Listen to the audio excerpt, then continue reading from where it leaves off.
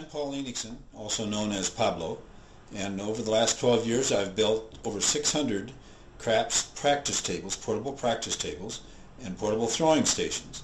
They're now available at wholesale prices. My website is pabloscrapsunits.com, and it's listed at the bottom of this video. Stop by and check them out and enjoy the following video. This morning we're going to talk about the craps layout. The craps layout, the left side is a complete mirror image of the right side. The game does look a little confusing, but once you understand the layout, it'll make it a lot simpler. There's various bets you can make. It's kind of interesting with this game because you've got the best odds and the worst odds in the same game at the same time. So we'll explain that later. But for right now, you have a pass line bet that you can make.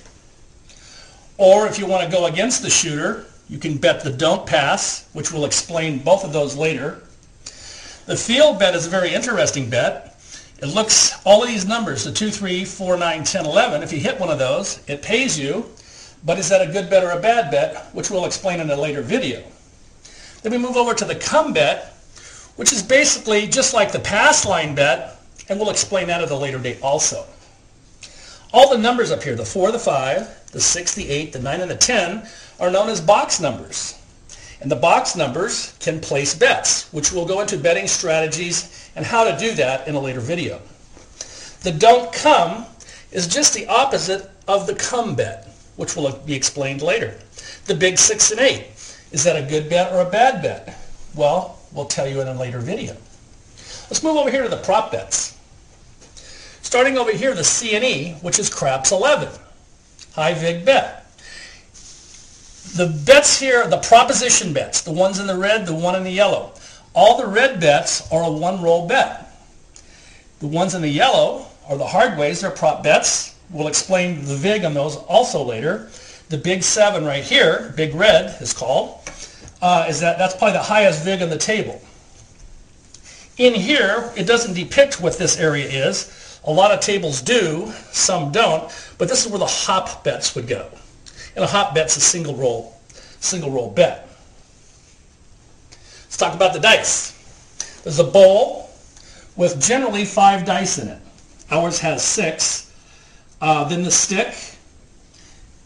The stick man uses a stick to retrieve the dice. And then there's a mirror on the table where the box man who sits over here, he controls the game, but he's looking in the mirror. When you have the dice in your hand, he can see behind your hand and see what you're doing with the dice. Most people don't even know that there's even a mirror there. Also, over here, we have the minimum bet signs, and it will tell you the minimum bet at the table, in this case, is $5, and then 3 times, 4 times, 5 times of the odds, which we'll explain that in a later video. The puck, off and on. When the puck is off, you can place your bets. When the puck is on, that means there's a point established, and whatever number's rolled, the puck goes to the on to that number. The chips in here is the house or casino bank. The chips that are over here on the right and left side of the table are known as the working stack. These are the chips that the dealers pay you out of. When he runs out, he gets more out of the bank. And that will end video 1. And looking forward to meeting you on video 2.